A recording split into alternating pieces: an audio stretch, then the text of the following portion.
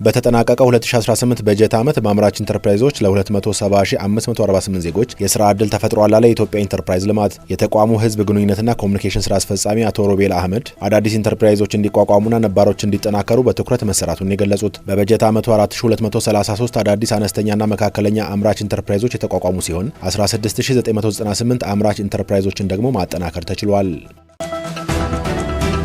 በምክክር ጉባኤው ሀገርን ወደ ተሻለ የመግባባት ምዕራፍ ለማሸጋገር ጠቃሚ ምክክር እያደረግን ነው አሉ የምክክር ጉባኤ ተሳታፊ ምሁራን። የኢትዮጵያ ሀገራዊ ምክክር ጉባኤም በመሰረታዊ ሀገራዊ ጉዳዮች ላይ ጥልቅ ምክክር በማካሄድ ሁሉንም አሸናፊ የሚያደርግ የጋራ መድረክ መሆኑን አንስተዋል። የምክክር ጉባኤው ከታችኛው የማህበረሰብ ክፍል ጀምሮ በአጀንዳ ማሰባሰብና ተሳታፊ ለየታ የቅድመ ምክክር ጉባኤ ወቅት አካታችና አሳታፊ የሆነ መምጣቱን አስገንዝበዋል። የኢትዮጵያ የምክክር ጉባኤም በሀገር ውስጥና በውጭ ዓለማት የሚኖሩ ዜጎችን ሁለንተናዊ የተቃና የመግባባት መስተጋብር ለመገንባት መሰረት እየጣለ መሆኑን ያነሱት